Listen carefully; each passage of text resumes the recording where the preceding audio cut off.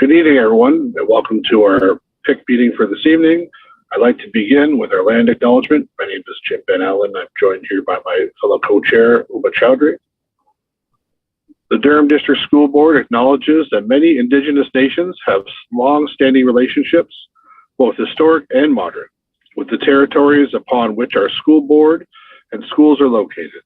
Today, this area is home to many Indigenous peoples from across Turtle Island.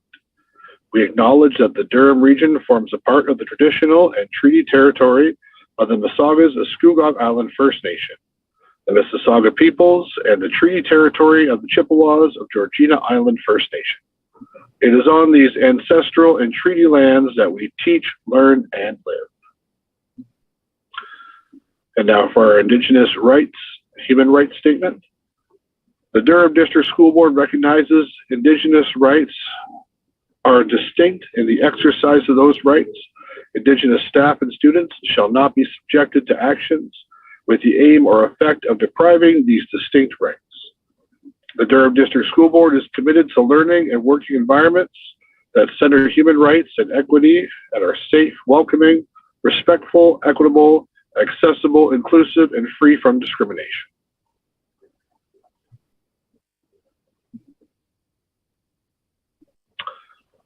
So as you see here is tonight's agenda, and I'd like to move that we have an agenda approval from somebody, please.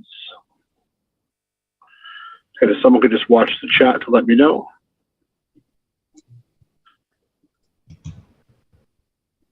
I don't mind approving, Kristen. Perfect, thank you, Kristen. And we do need a seconder, I believe. Is that correct? I can second that, Jim. It's Patrick. Thanks, Patrick. I appreciate that. So that is now approved. We'll move on, please, to our next slide. And my co-chair, Uma Chowdhury, will pick up from here. Thank you, everybody. Good evening, everyone. Today, we're going to have the opportunity to have a presentation, or actually an address from our new director, Director Williams Taylor. And it's an honor for you to be with us today. And we are looking forward to connecting with you and learning from you and working with you as members of the Parent Involvement Committee. So, Director, yes, you're here. Williams Taylor, please go ahead. Thank you so much, and it's certainly a pleasure to be here this evening with you.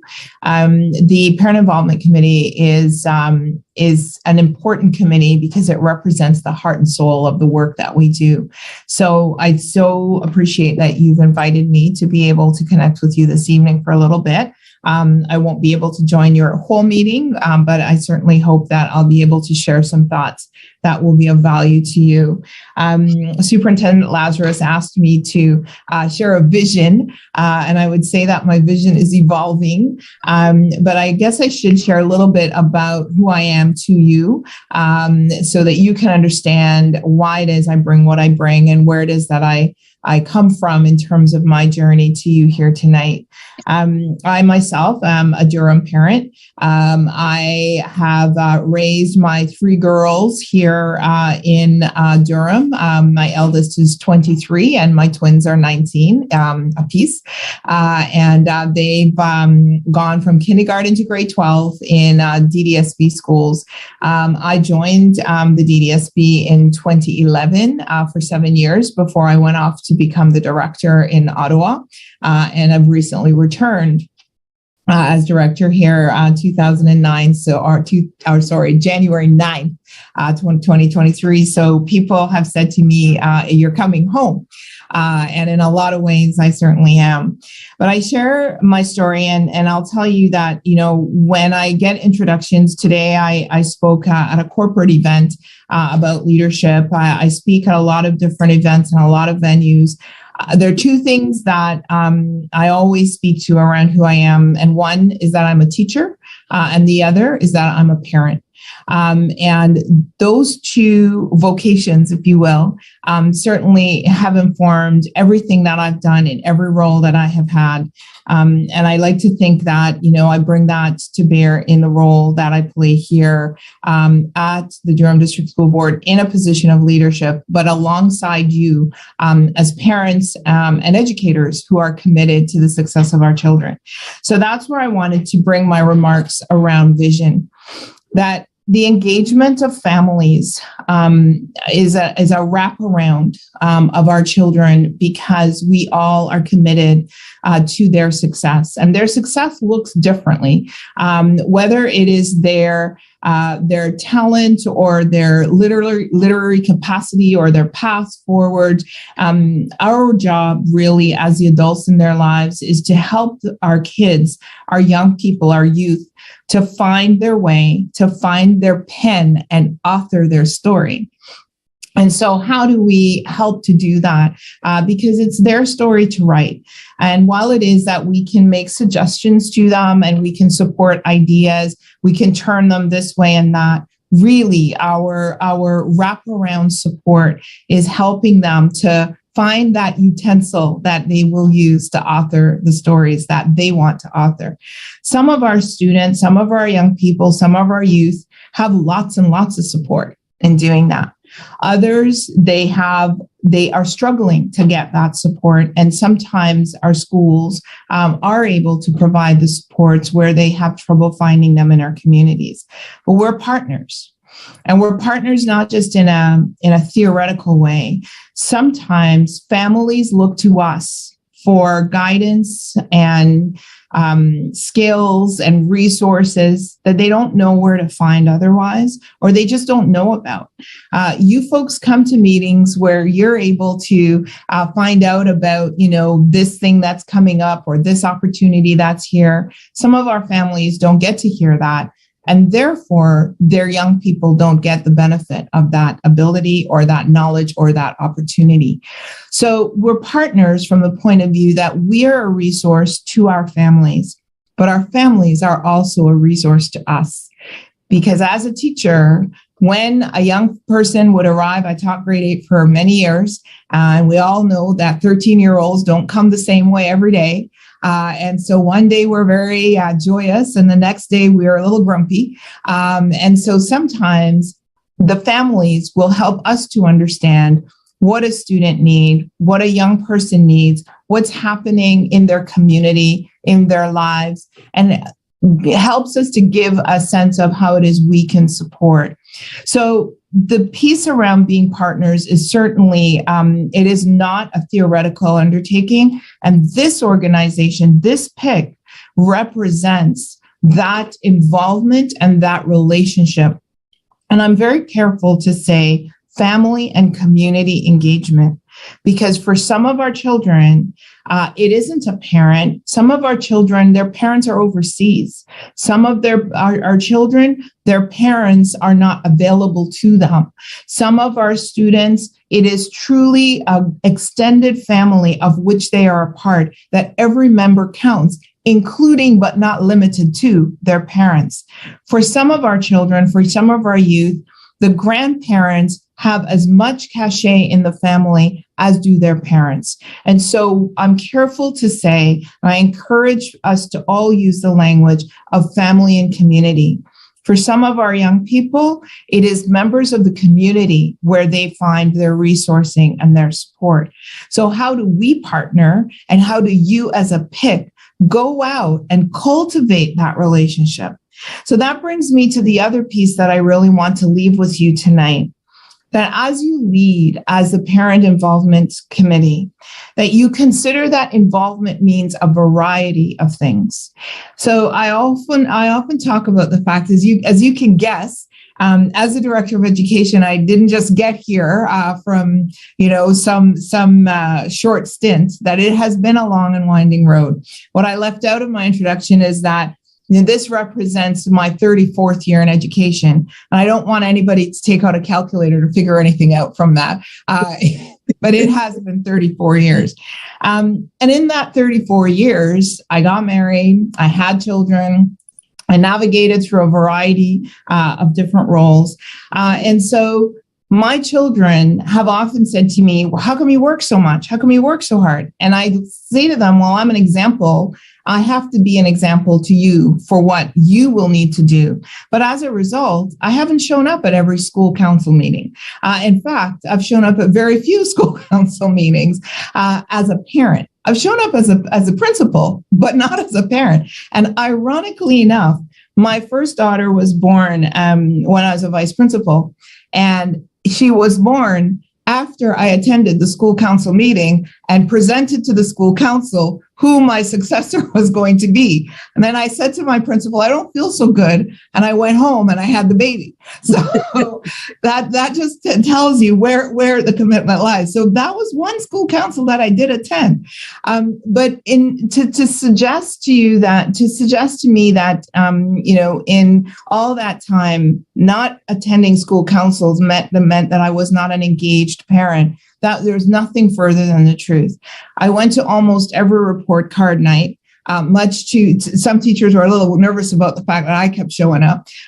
But I went to every parent teacher night. I went to the musicals. I went to the sports days. When one of my daughters, when the twins came, I was on maternity leave, and I went to my daughter's kindergarten sciences in the school in her kindergarten classroom. So engagement looks differently. Engagement is not just about fundraising. It's not just about showing up at school council. And the one thing I really want to leave with folks, and this was where my heart was, is that the engagement of parents, families, and communities is in the interest of the success of our young people. So whether it is because we're supporting resources for them, or we're supporting them in their learning, or we're supporting each other in helping to be the wraparound. If you are a parent who has a child who has special or complex needs, or you're a parent who has a child who is 14 years old or 15 or 16, there are lots of times you're going to say, I have no idea what I'm doing. I wish somebody would write something to tell me what I'm doing. And someone said to me one time that parents of children in secondary school need a support program. And I would say that that's what you are. You do, and we do, represent not just support for our children and our young people, but parent and family engagement means engaging the parents and families alongside us as our peers, as we all navigate forward to supporting our students, our young people, our youth in finding their path and authoring their story. So those are the few thoughts that I would leave with you. I don't know, Superintendent Lazarus, if I met the mark of providing a vision. I don't know that it's my vision that matters so much as it's your vision that matters. But I'm hoping that I've said something to inspire your thinking as one of the leadership groups in our organization in setting a path for family and community engagement in our system, and how it is you go out and influence school councils and other committees at your schools and in your communities to be inspiring and supporting the wraparound of our students, our children, and our youth. I'm happy to take questions if anybody would like to ask any. I don't know if that was a part of your agenda planning, but I am here for a little bit. I can be here till about 15:15. And so if you have anything that you'd like to say or questions that you'd like to ask, I'm happy to entertain them. Or you could be just quiet if you like. Thank you so much, Director. Truly, I quite enjoyed what you just said, and the point that you made that we are supporting and enabling our children to be narrators of their stories really struck home, and has helped me really understand the vision that you have for the board as well as this committee. Our next piece on the agenda is actually focused on diversity and engagement.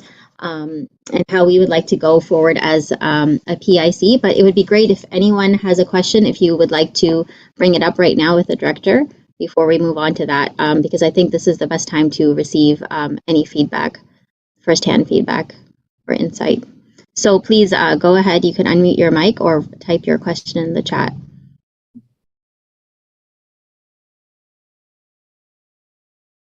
or I might just have to ask a question myself. Or the questions will come at the end, and people will say, "Gee, I wish I would have asked that." And I'm happy to hear from you later if you would like to do that through either Superintendent Lazarus or your chair. Okay. All right. Thank you so much, Director, and we hope to see you again soon.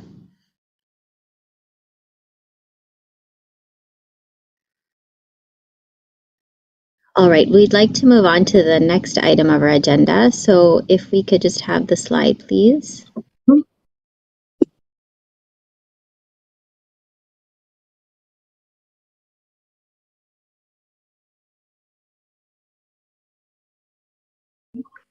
Thank you. So our next piece on today's agenda is titled Diversity Engagement.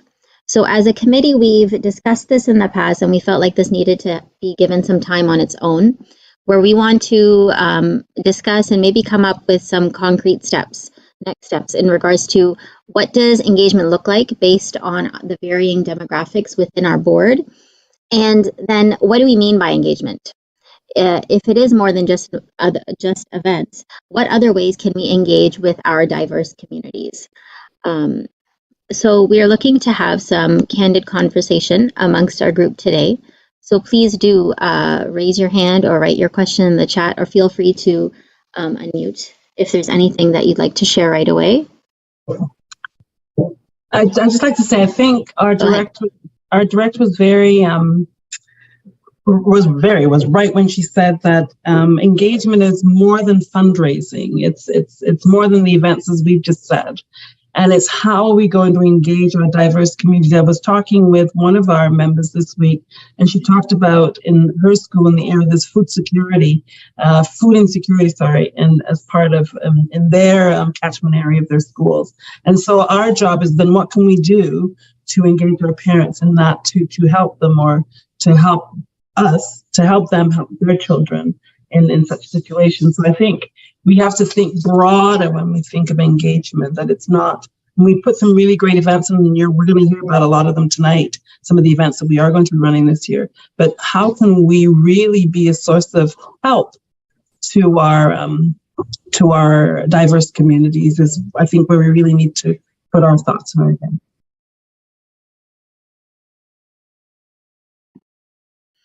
Thank you, Margaret. Go ahead, Kristen.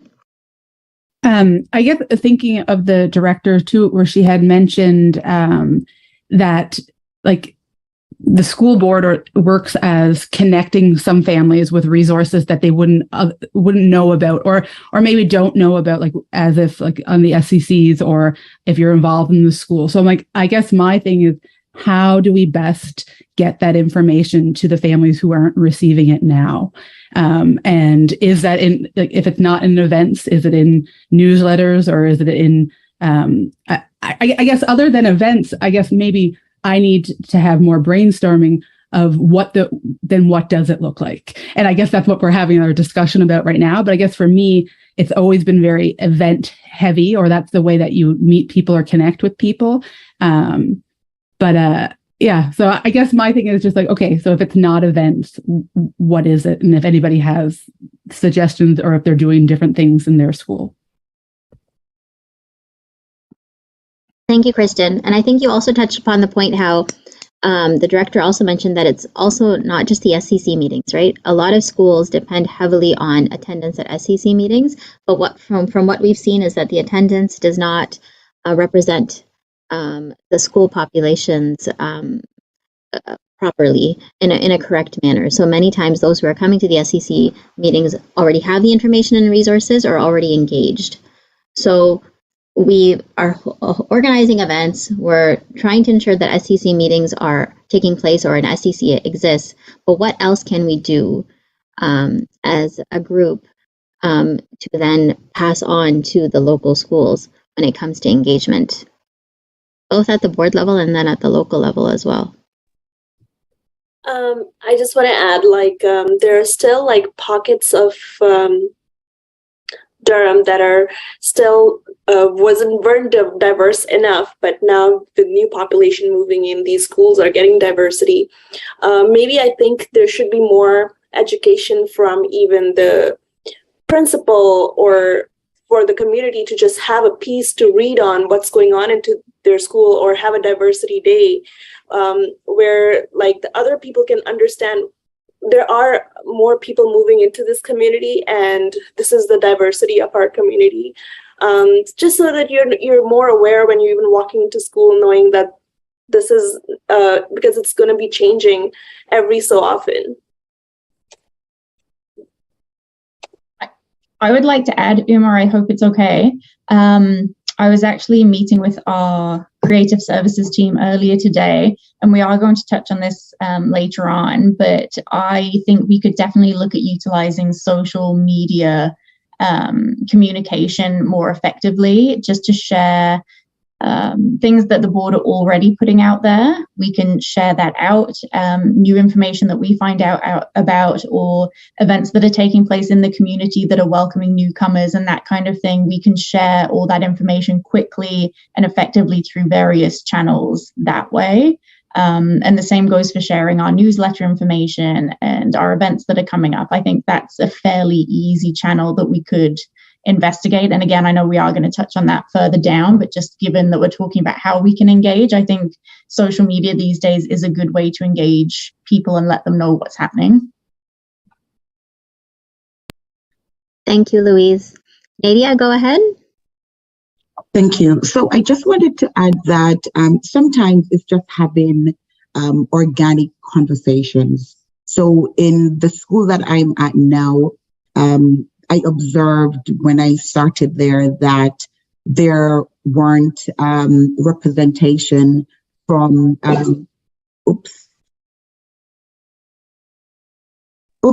there was a representation from that looks like the student body.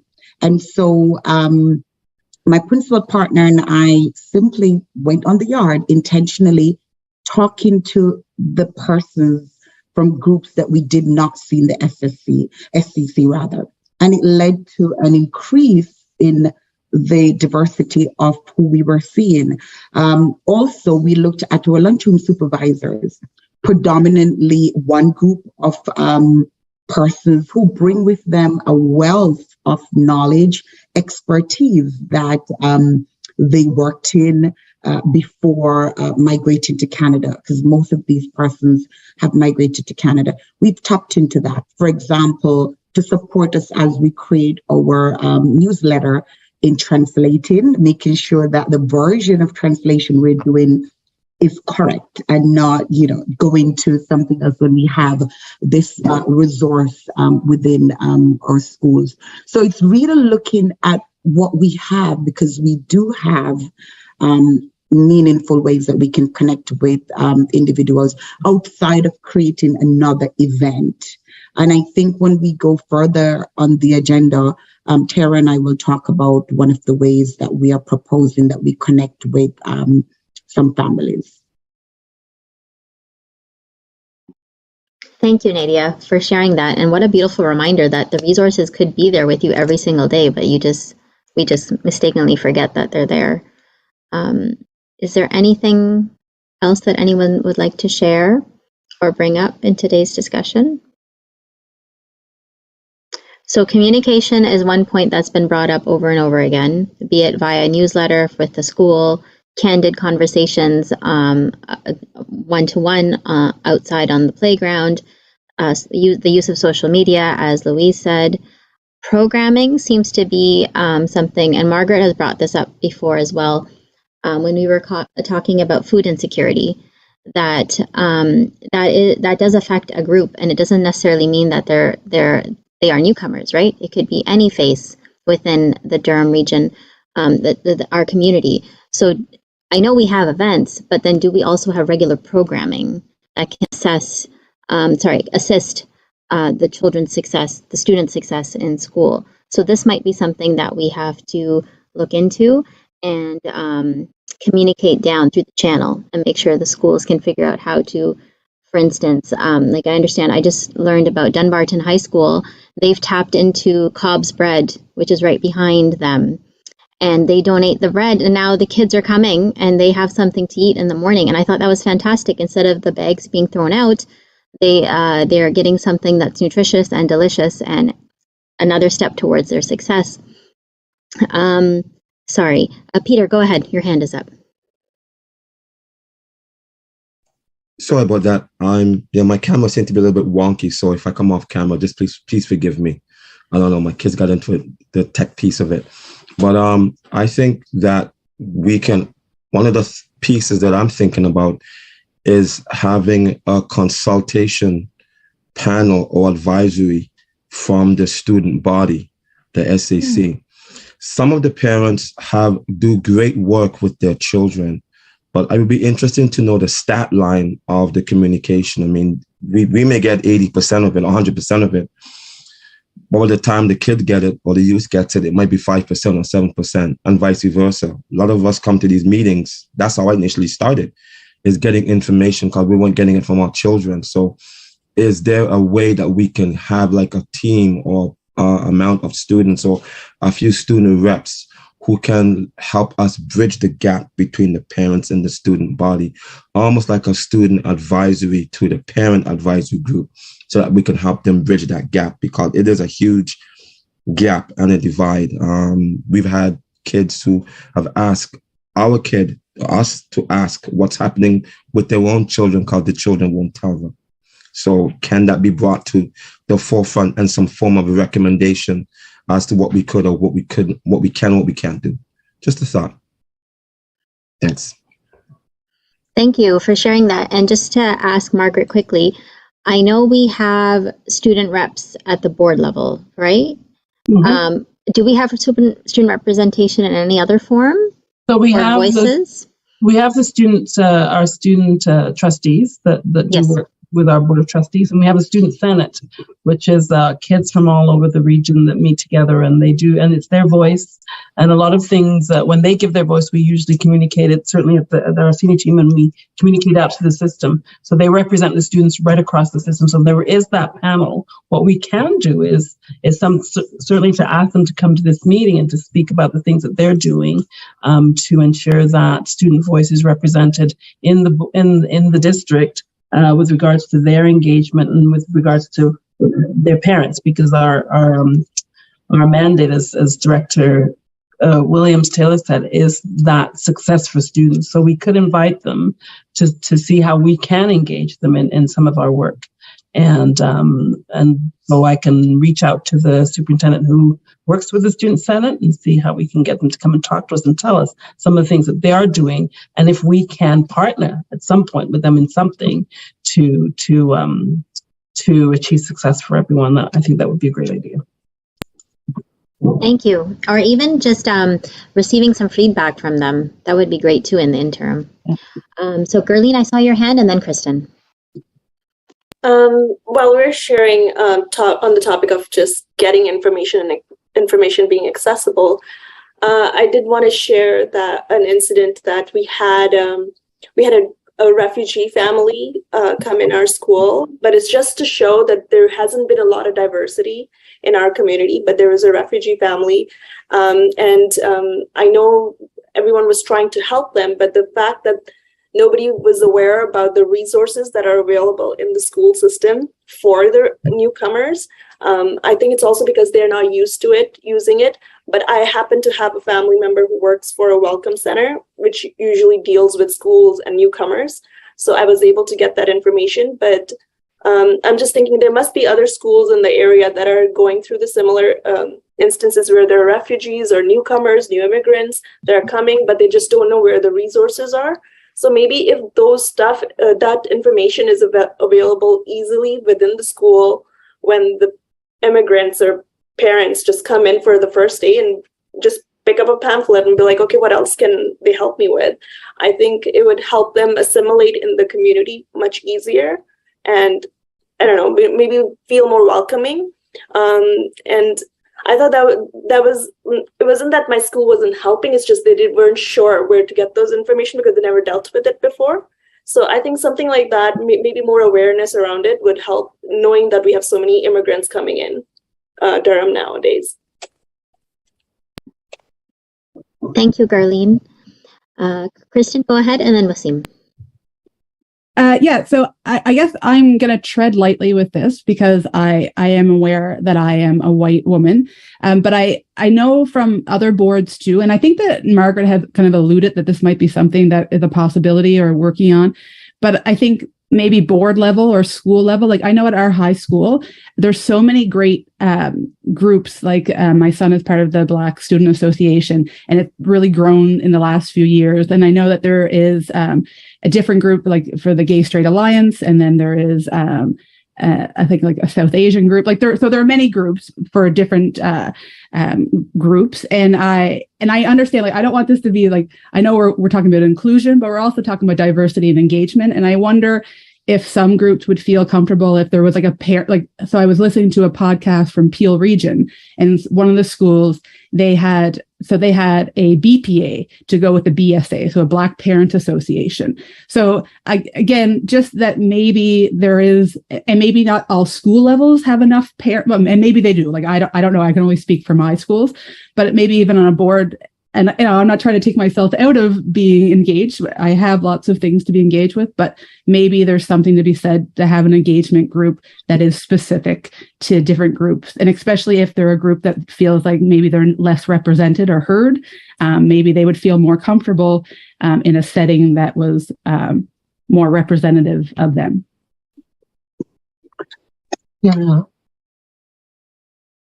I think one of the things when we think about, we need to think about how we as a committee, as a group, can engage, Kristen, those specific groups that you're talking about. Yeah. How do we reach out to them? What are their needs? What can we do to support these varying communities, whether it's our racialized communities or it's the SES communities? What can we do as a group to make an impact on the various groups in our system so that we can reach, as Director Williams said, reach success for all of our students? So yes, it would be, I'm all for the specific group, but we've got to think what can we do to impact our diverse community? Because look at the screen, we're very diverse on this call. And I think we need to tap into all of our skills to figure out what our community needs so that we can address those needs. And it could be meeting with the diverse communities, find out what they need, and meeting with them one community 1 month and another community to address what it is that they need, another community another month, because really we want to broaden our reach, we want to broaden our goals so that we're impacting we're impacting our community where they really need to be impacted. So that's what we have to really come up with, what kinds of things. And I think the food insecurity, I was talking to Gurleen today or yesterday, I think it was, about that food insecurity in her neighborhood and what we can do to address that with her community. Thank you, Margaret and Kristen. Go ahead, Wasim. So this is in response to what Gurleen was saying. So this is from my experience. We in Pickering, in our school, there's a social worker that speaks to new families when they come in. And I remember from our personal experience when we came here, the school had assigned a social worker, a language specialist teacher. So assuming that we are immigrants, we were immigrants, so assuming we were coming from a non-English speaking country, they had reached out to me asking if my children needed support in English, although we didn't need the support, but they did offer it. So there are schools and they have these processes, standard operating procedures where they reach out to immigrant communities and new parents and offer them the help of a social worker, of a language therapist, you name it. And, so if this school has it, I'm sure we could replicate that across schools in Durham. Maybe we could reach out to the different schools and ask them, what do you do when a new student joins of new immigrant parents? So, maybe we should, as Parent Involvement Committee, reach out to them and ask, what are your processes? And if some schools don't have these processes, maybe we could align everything and, issue a standard operating procedure approved by DDSB. Maybe that's something which needs to be done. So we and Wasim, those are great ideas. And I just wanted to say we did have, I think they're called ESL, teacher, English as second language teacher. I remember having one too when I came and I was really young. So I sympathize with immigrant parents and immigrants coming in. There's a lot to learn. But also the focus was also because they were refugees and they were given a community housing. And it was just getting them resources about how to, where can they, like, because they didn't have jackets, they didn't have gloves, like the winter was coming. So, but these resources are actually available through welcome centers. And we have one, I think, in Ajax. And that welcome center is apparently supposed to collaborate with the school and give more information to the families where they can go and find a job. Where can they go next to get donations for jackets and stuff. So it's stuff like that, much more than just the school level, just helping the family itself, kind of coming to a new country and just kind of understanding how to get around. And just having that information available at school level, I think it just helps you make you feel welcome, and you know your kid's going to school and safe and secure, and you have all these resources available. So more than just ESL and stuff, and that's great, and those resources should be easily available, but I think a step further, because there are going to be so many immigrants and so many refugees that are going to be settling around us. So I think I think there's never going to be enough information, but more information will always help. Thank you, Garlene. I think what all of this conversation has also pointed to is that the need for conversation at all levels. There's been a lot of, we've been discussing the needs of newcomers, but I think there's also something that needs to be addressed is stereotypes and breaking those down. Like many times when I meet people in the school or in the community, they assume that I'm a newcomer when I'm actually first generation, my children are second generation, and then there's a lot of stereotypes I have to break down right away, because it'll be like, oh, your English is so good. When did you come here? Or really, like you went to university? So I think that also that's another angle we also have to keep in mind. And that doesn't just happen to someone who looks like me. It happens to people from all backgrounds, that we forget that our population has been so diverse in Canada for so long, but we just fail to recognize it. And that's the need for continuous engagement in all aspects. Yugita, go ahead.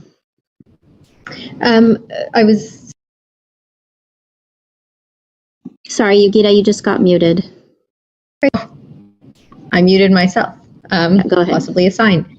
I was struck by something one of the members said, and just also reminded recently in research how hard it is to reach different groups. And I totally support like the digital first movement and encouraging people to be online, but you know, I think about those communities where perhaps there's a single mom and she's working 2 jobs and she doesn't have time to check the Twitter feed for the DDSB, or maybe even read, you know, the sort of 4-paragraph email that comes out every Friday.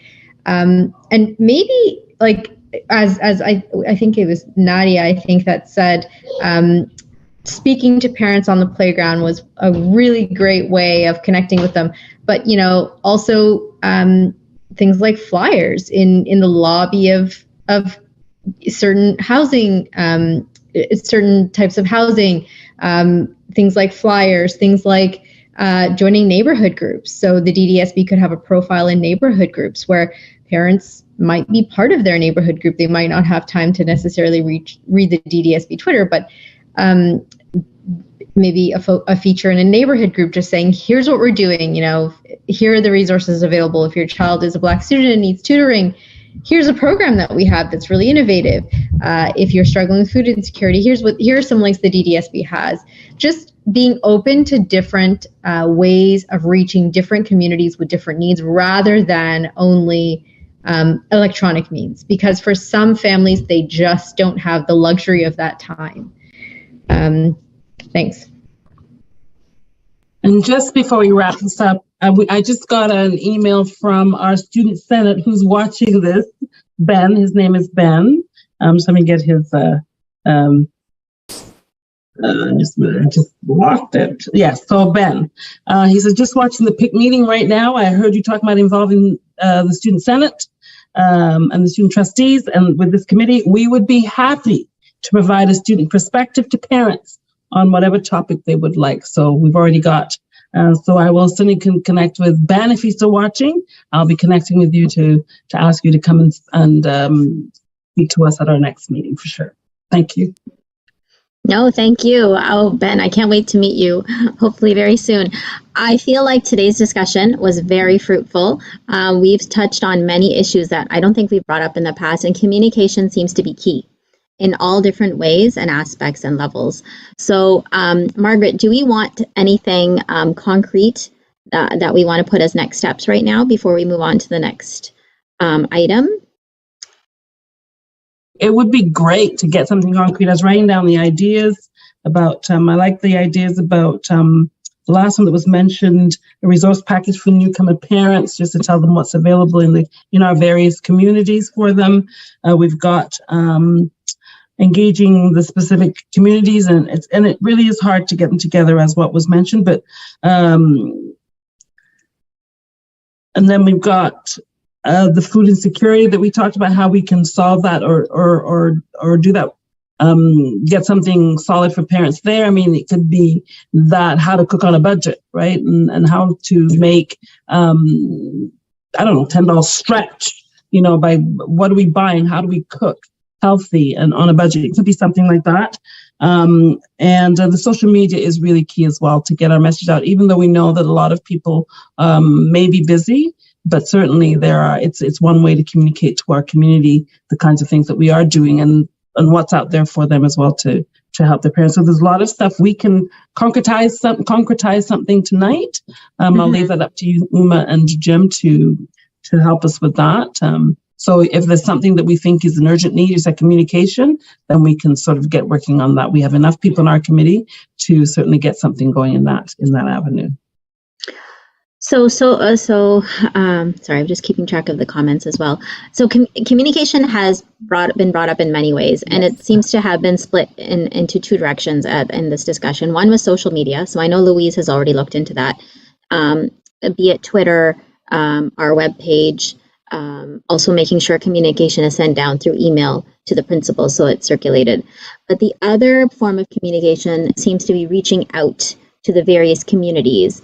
So I know Louise has next steps for our accounts and whatnot, but when it comes to the other form of communication, be it emailing different groups within a neighborhood, so it could even be a church, it could even be scouts, it could even be the soccer league, have a posting that there's going to be this event or this type of web forum.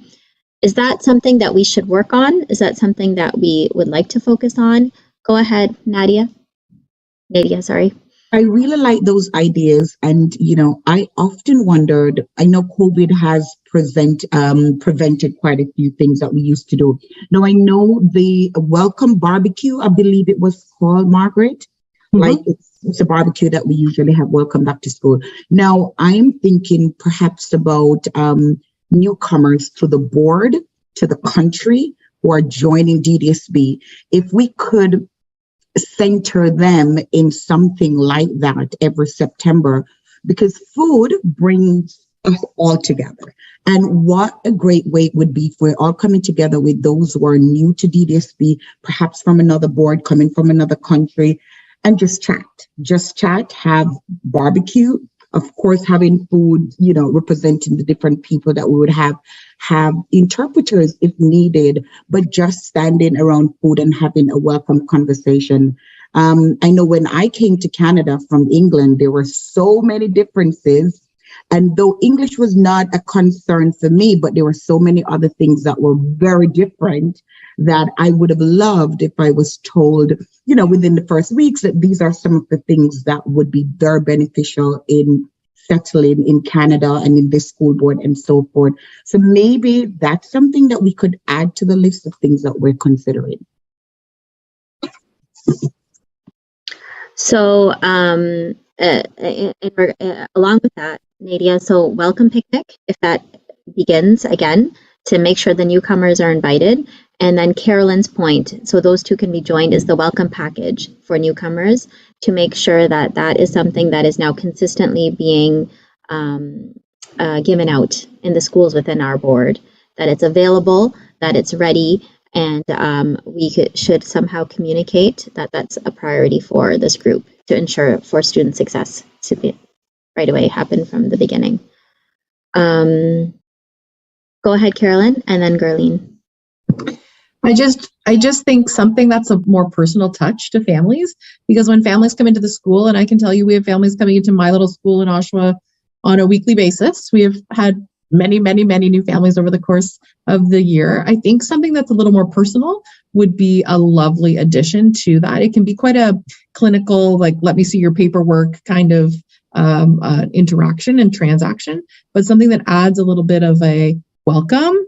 Here's some community services that might be of help. Doesn't matter who you are. If you're new to the country, sure. If you're moving from Toronto, you may need to know this too. And I liked your idea of, thinking about what are the community services, where are the mosques, where are the churches, where are the fellowships for other faiths, how is that happening? I don't know if that's a reasonable thing to put in there, but I think another piece is what languages are spoken in our school. So we're a school that we only spoke English. That's what everybody thought.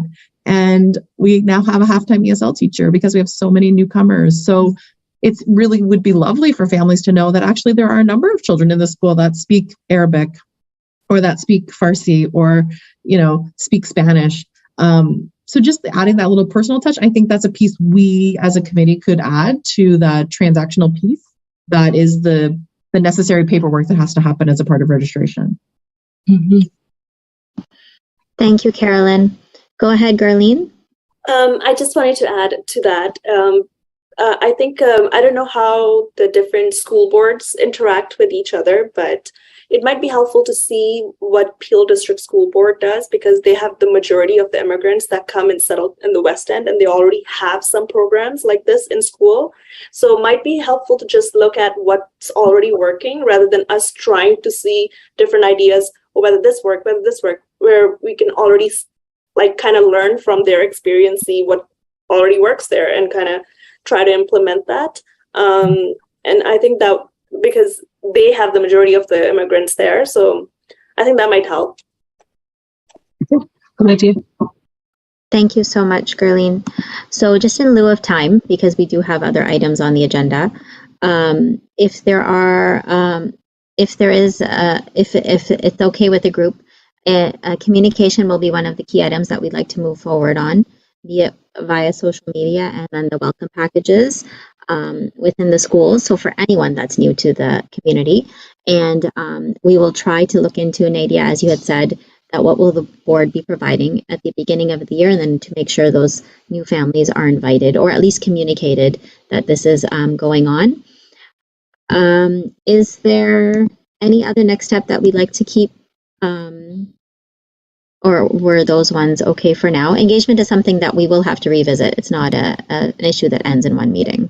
Absolutely. And this committee carries on and carries on. I like that welcome package and part of that. And then we can move on, because we do have to move on. Yes. And we can even create a template package that schools can put in their name, school's name, and then the things that are specific to their community. So we send them the template that they then can fill in things specific to their community.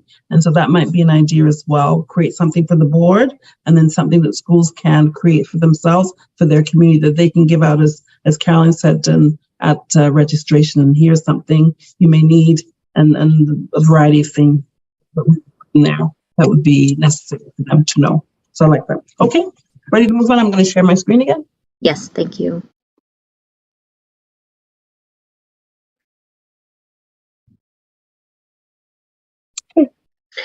All right, so we would like to have our subcommittee updates today, as we've had some time between our last meeting, and I know our subcommittees have been busy, working hard, and meeting with each other. So we'll begin with our newsletter, and if Mitzi, you could please provide an update as to what's been going on. All right, good evening. No problem. So our first newsletter went out just before the holidays, and thanks to Creative Services for putting that together. In that newsletter, it was more of an introduction to the PIC. It introduced our subcommittees and introduced our chairs once again, and also it gave information to our families on the different types of activities that would be happening over the holidays, so they had something to support their learning and their children's engagement in the community. We've also had a piece about pathways to success for our secondary parents and families, ways to have their children engage in volunteering work and some information that they need to be able to move forward in their journey as high school. We also had our survey, our parent engagement survey, that we had a fantastic response to, and we'll definitely be looking into that a bit more. Our second issue will be scheduled to come out at the end of the month. We're looking at February 27th, and we will continue with much of this day. We will still continue with our piece from our chairs, and we will continue with another installment of Pathways to Success. The exclusive is our interview with Director Williams-Taylor, having our community get to know her as we got to know her tonight. So that will be there as a link.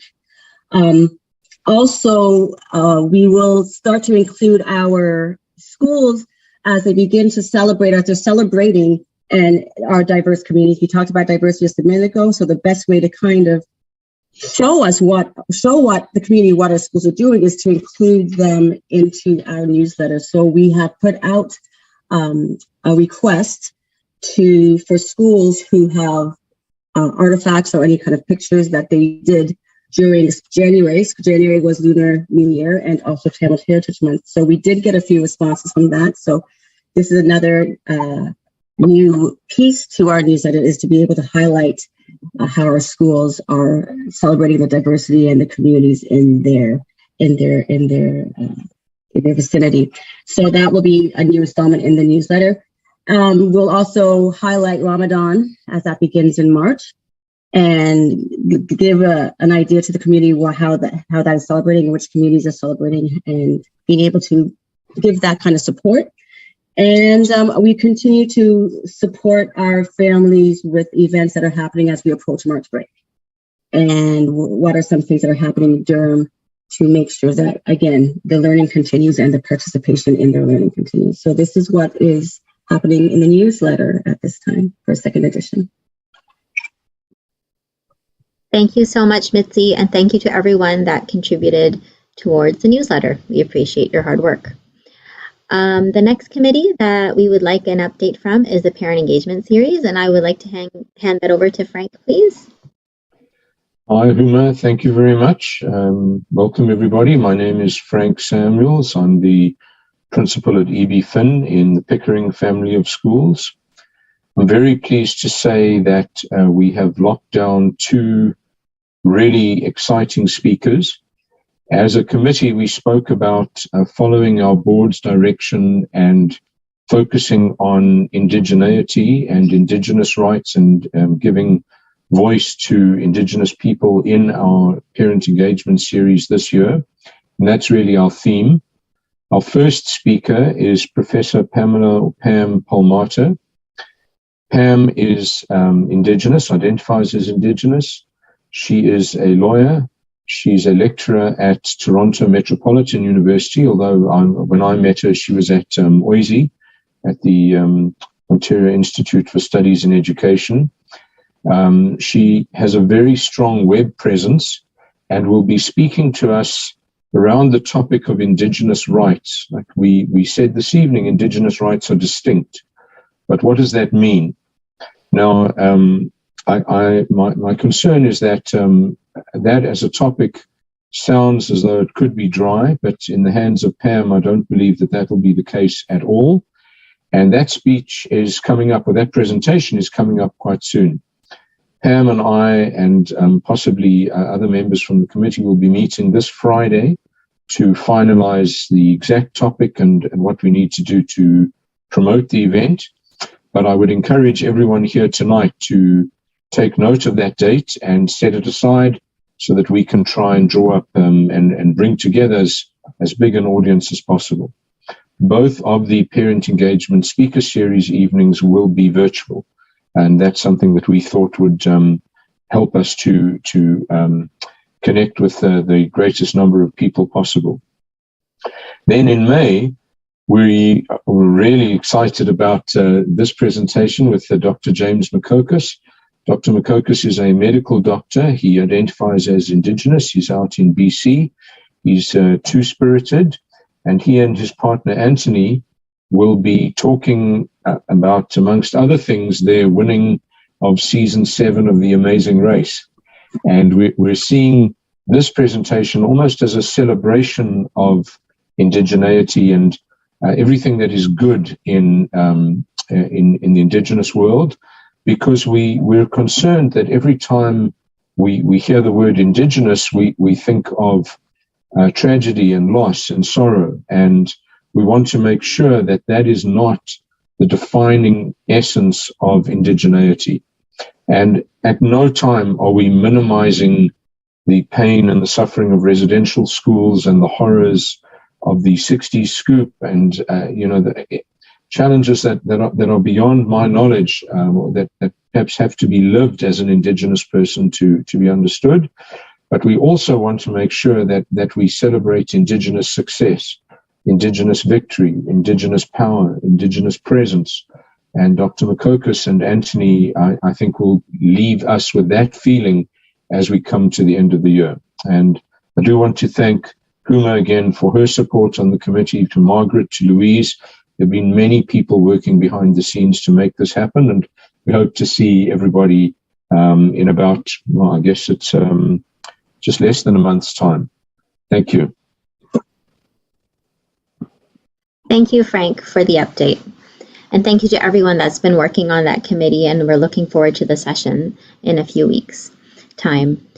Durham Partners as Parent Symposium. So excited to have this coming back again this year. Patrick, could you please give us an update as to what's been going on? Thank you, everybody. Let me first start off by thanking Louise for taking great minutes from our meeting. And thank you to Jennifer Gurvitz, who's not here, James, Tara, Frank, Shireen, Margaret, Vasi, and Huma. Thank you all for your support on this and putting this together, because actually this is a new thing for me to do here with Durham District School Board. I've done this before in my previous educational background, but this is just it was an eye-opening experience for this meeting in general. We met actually on February 8th. We just took some responses from the survey that we went throughout the community, and what was highlighted when it came back to us was mental health was a big issue that wanted to be addressed coming out of the pandemic, and just the different things that have come out of that. So we agreed that we're going to focus on mental health for this year's symposium. The different breakout rooms will focus on different mental health topics as they relate to children and parenting as well. This year's theme will be called Supporting Resilience in Children, Mental Health, and Social Wellbeing. We wanted to call it that. We had a little discussion on whether we're going to do this in person or virtual, and there's just a lot of stuff that we felt it was important to do this in person this year, just to, again, as we talk about being communicating and getting to reach out to our parents. And so we felt it was more important to do so in person this year. So we will be doing so. Date will be on May 27th from 9 till 12 p.m. As agreed upon for this year's event. It will be at the Education Center. Am I correct, Margaret? And we'll be saying some stuff about that once we get some more details. Breakdown will be, we're going to have a keynote speaker for about an hour, have different breakout sessions for about 35 minutes. We have a break, then some more breakout sessions again, system breakout session number 2 for another 35 minutes. And then another break, regroup, and then exit and have our closing at the end. We are looking at having keynote speakers. We're shooting high as far as who we'd like to get for our keynote speakers. We're looking at a few notable personalities within the city of Toronto itself. Saeed Ujuri, Ali Hussein, Dr. Fahima Osman, Neil Parishka, am I correct? on that. And then I know we already mentioned as well, maybe talking to Pinball Clemens, see if Michael Clemens, I don't call him Pinball, and see if he'll be interested in coming out to be one of our keynote speakers on this. And then in our breakout sessions, we're going to look at the areas of mental health and nutrition. So we talked about food disparity within Durham itself and some of our schools and some of our communities. We thought this was important to talk about mental health and social media, mental health and self-regulation. And that's, I think, not just for parents, but even for students, but parents as well. And then our parents' emotional well-being as well. Because again, with parents, there's been a lot going on. I don't even go into that right now. Just in some of my walks around in different schools in Durham itself, there's a lot going on just for parents' emotional well-being as well, and how that affects their children when they come into our schools. There was a discussion about hiring speakers as well. We're going to use Durham Region Health, DDSB's mental health department and wellness teams to help with these breakout sessions as well. And if I think I got everything else, I might miss anything. Help me out, Margaret, if I missed anything. Ooh, as well. I think you covered everything. Yeah. I got everything? Good. Awesome. I don't want to make sure I missed anything. I think it's everything. Yeah. And again, just thank you to everybody for their support in getting this up and off the ground. We are meeting again, and I forgot the date. I'm so horrible at this right now. That's okay. So many meetings and things are going. We are going to meet again in the near future as well, just to further hammer some of these details down and get an update. So hopefully, we will give you all updates once we get some more details confirmed. Thank you, Patrick. We really appreciate it. And yes, the committee always needs an extra hand or person because this will be an in-person event. So if you have the time to spare, please let Louise know and she'll add you to the group and make sure that you get the communication for the upcoming meetings.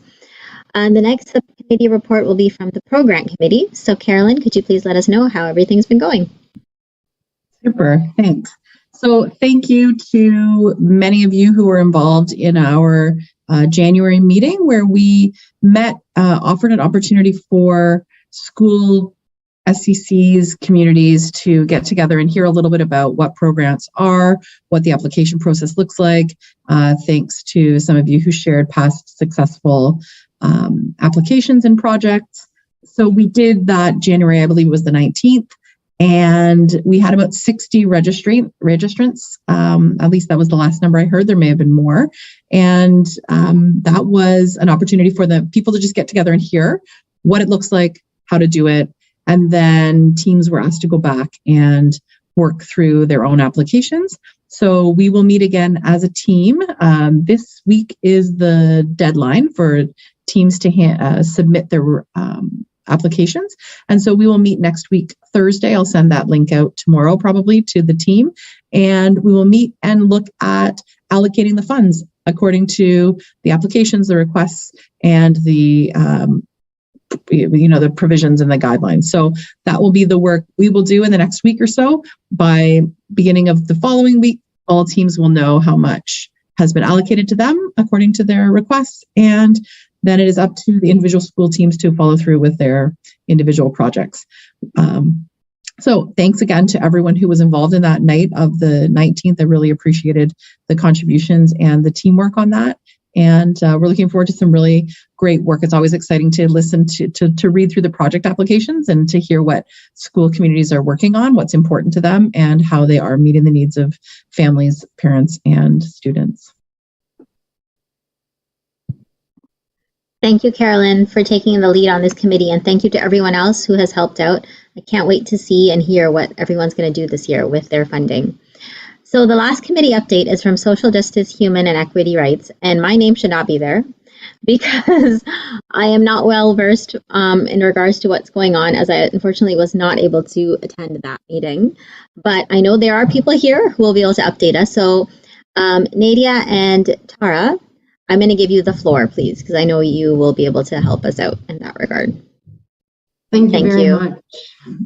Good evening, everyone. My name is Tara Bryan, and I love to say that I am the proud Vice Principal at Eastdale CVI, and I'm here with Nadia, and our area that we focused in on under the social justice, human and equity rights was we were looking at engaging our parents, specifically focusing on newcomers who've been those individuals, who have been historically marginalized. And how do we educate our parent group, again, with the engagement piece surrounding IEPs?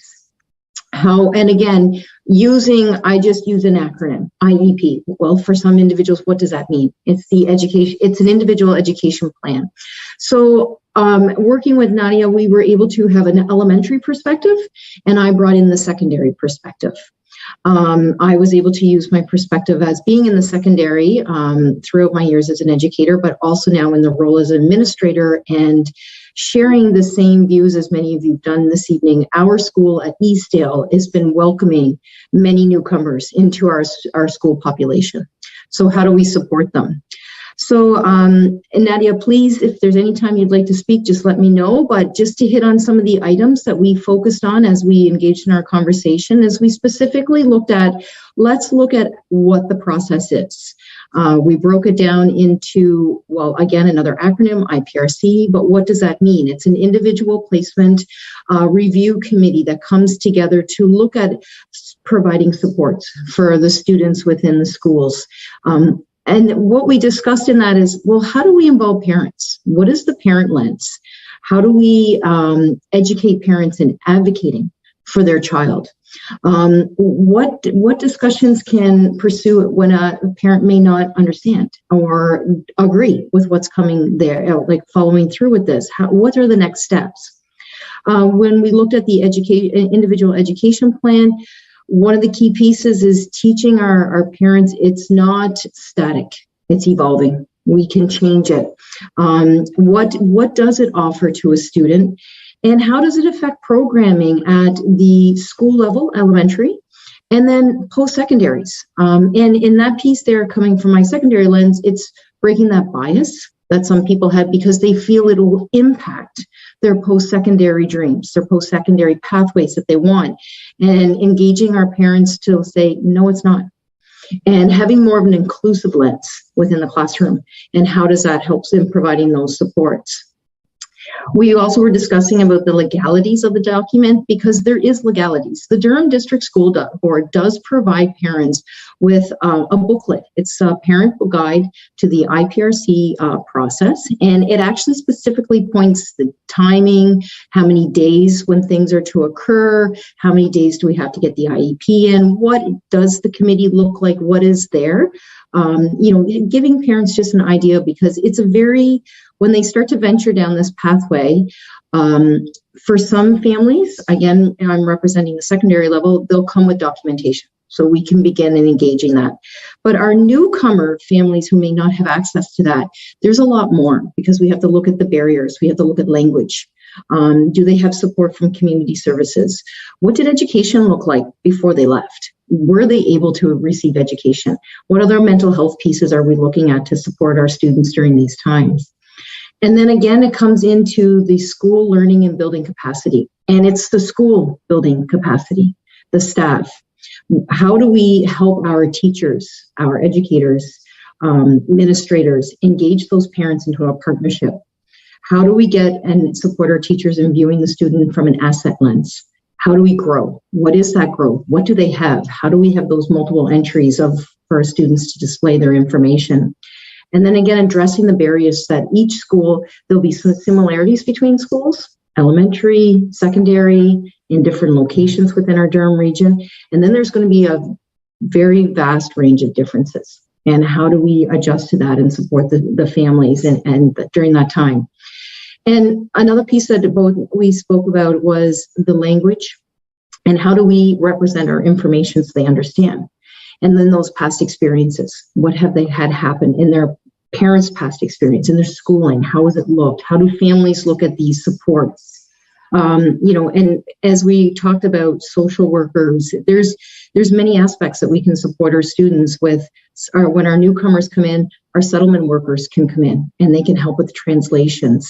We also can have with certain groups, we in schools may have a school liaison worker who comes in and supports. And so there's various support groups that we can tap into from our school systems to help support. But one thing that Nadia and I both were, in agreement with is that when we begin these conversations, it's not about getting a legal document of that final, let's have an individual education plan. It's how do we provide in-school supports first? Because we may look at it from our English lens that they're struggling with the content. But if we propose that information from their lens and from what their understandings are, allowing them to communicate, then we can start opening. So some of these things can be within our school systems. And then we're not looking at that documentation and engaging. But again, the key concept that Nadia and I had was those relationships, building trusting relationships with our family. And that's the core.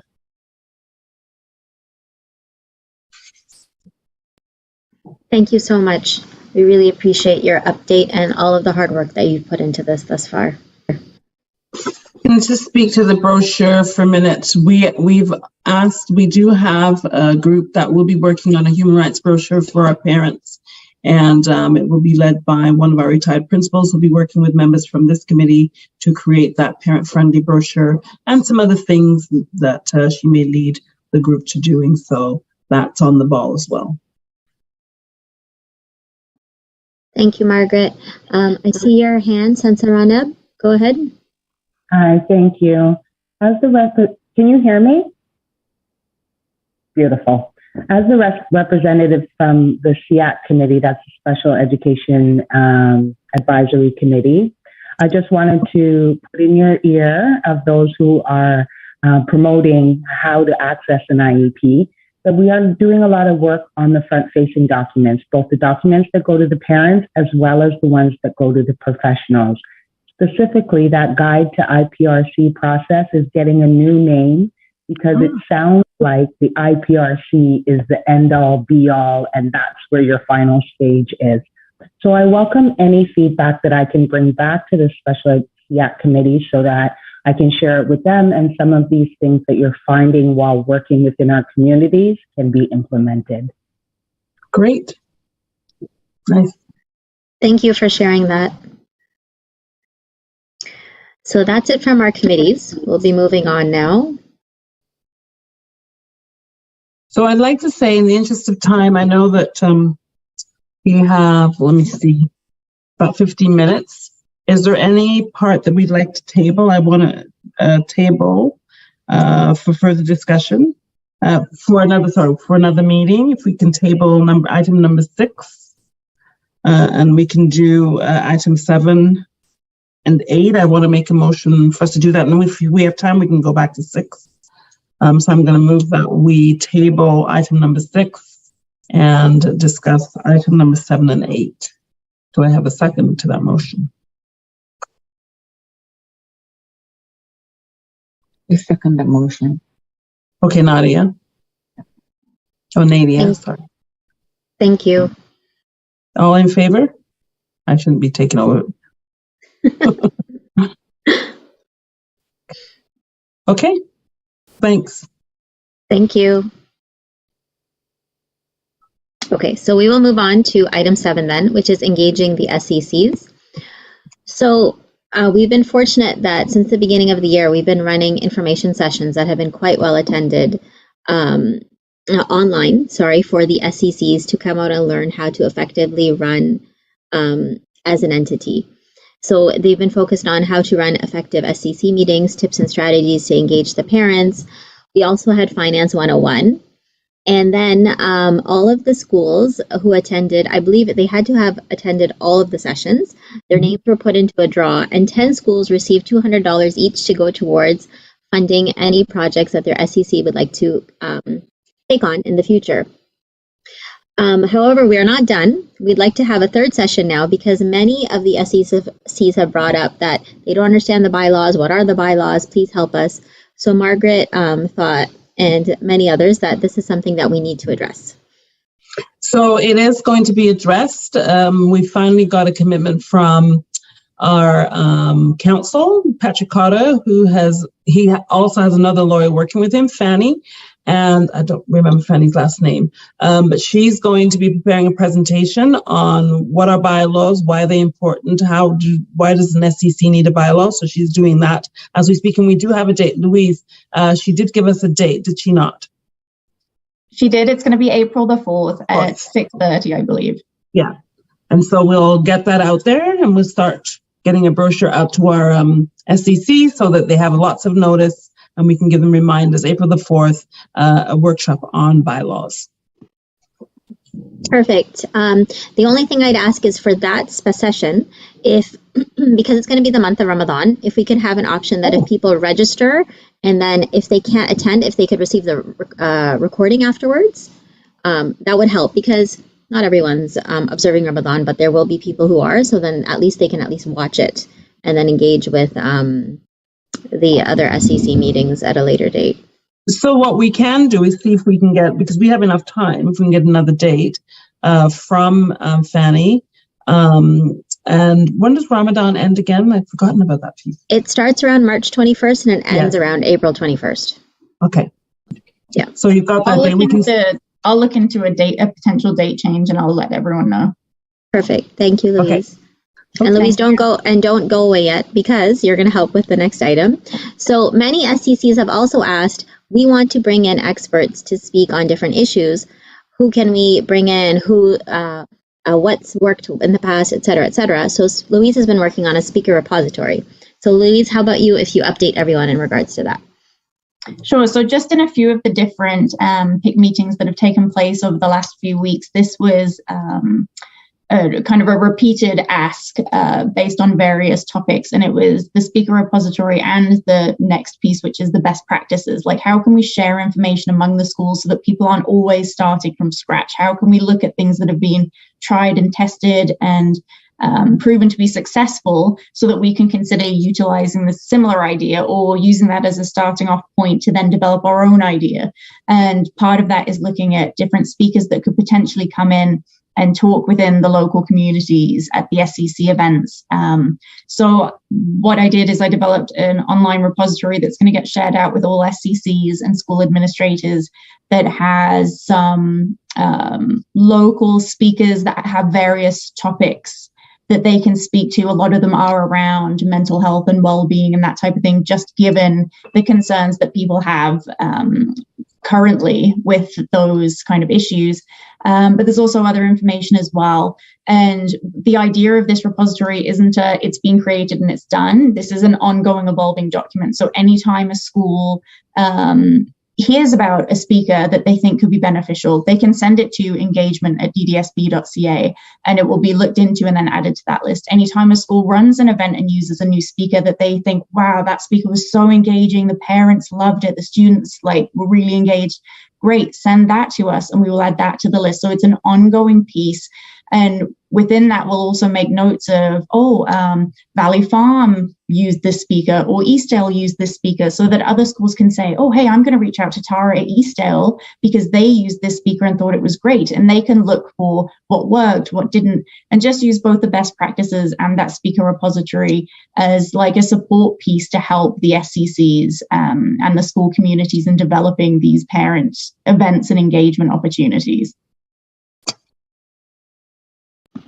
Thank you, Louise, for sharing that with all of us. And once you all have a chance of looking at that list, please feel free to add any other information via Louise, send it to her and she'll add it as needed.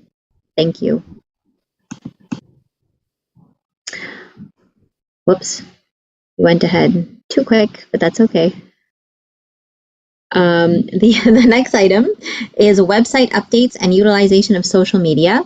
So we spoke on that a little bit when we were talking about engagement and diversity. But this is something that, again, Louise has looked into to see just what do we have? What social media handles do we have as the PIC? And what do we want to keep? What do we want to start maybe? So Louise, if you could come back on and just let everyone know what you found thus far. So thank you. No problem. When it comes to websites and social media, I think these are pieces that they really fit together. So the first thing I did is I actually went onto the parent involvement committee area of the DDSB website and did a review of each of the pages we have within there. There's some information that needed to be updated, and it was very straightforward to get that updated right away. There's some pieces we need to consider as a PIC. There's some videos on there that were done a few years ago, and it would go back to the PIC to say, let's look at these videos, and the link is in the presentation. Do we want to look at redoing that and putting in new content? What does that look like? If not, is this video still relevant and should we still have it up there? Or do we just take it down altogether? Like, what channels are we using to share the information? The newsletters, making sure that those are updated and shared on the website is another channel of communicating that information out, but then also utilizing our social media avenues to direct people to that section of the website, which then can lead them into the other areas, which has the calendar with our meetings that they can view and that kind of thing. One of the things I did notice during the website review is we do have everybody's names who are part of PIC, but did we want to also create a subcommittee section so that people coming on can see the work that the PIC is doing to support newsletters, to support engagement series? It doesn't have to go into too much detail, but they can see how the PIC works more than just these are the members, and here's a newsletter and here's our meetings. Like, what else are they working on, kind of thing. And then from there, Margaret and I met with our social media team to look at what does social media look like for us? What do we currently have? What can we consider having? And we do actually already have a Twitter account. I'm not a Twitter person, but I think it's the handle is the parents DDSB is what our engagement is on Twitter. So currently Frank's actually has been posting to that for us to keep it up to date and present. Sharing information that DDSB are putting out there, other schools are putting out there. But how else can we use that? How can we share our events and our speaker series and what's happening in individual schools? And then from there, looking at Facebook and Instagram, those work interchangeably. You can post to one and it posts to the other. So you're not looking at 3 different social media channels. You're looking at 2 essentially, because with them both being under, I think it's the Meta, they talk to each other. So we could have a Facebook page and an Instagram page so that we're hitting different demographics who don't necessarily use Twitter, but they might use Facebook, or they don't use Facebook and Instagram, they only use Twitter. And again, just finding this day and age, people look for quick bursts of information. They want to see very quickly what is happening. Is it something that I'm interested in learning more about?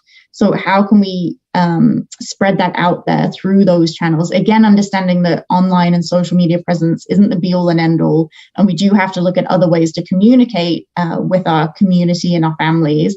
But we can utilize these in a variety of ways to get information out quickly and succinctly.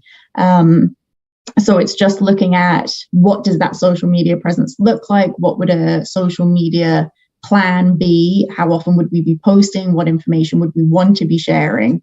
And go from there. So again, that's something just to go back to the PIC to look for their feedback of how they would want to see that develop.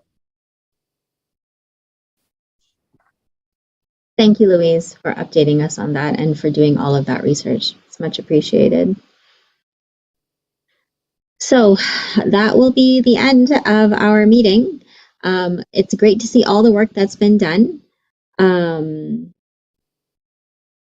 Oh, thank you, Lori, for pointing that out. So Lori just pointed out that the agenda says our PIC meeting is Wednesday, the 27th, but is it actually the 26th? Is that correct? I'm going to check the calendar. To interrupt as well.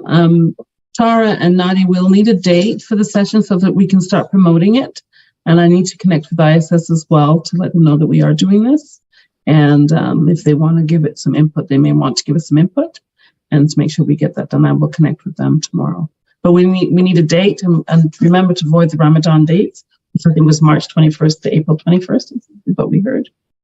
I think, sorry, the PIC meeting, I did have it for Wednesday. It's actually Thursday, the 27th is the date we have for the next PIC. So it is the 27th, it's just Thursday, not Wednesday. My apologies. No problem, Louise. All right, thank you for the clarification. So I know we do have some time in between this meeting and the next, but I know our subcommittees are going to be busy working along as we have events coming up. So very excited to see all of that. And I wanted to thank everyone for attending today's meeting. We've learned so much and very excited to see how everything works out, especially with our program applications. It'll be exciting to see all those events as well. So thank you, everyone, and I hope you have a great evening. Thank you. Bye.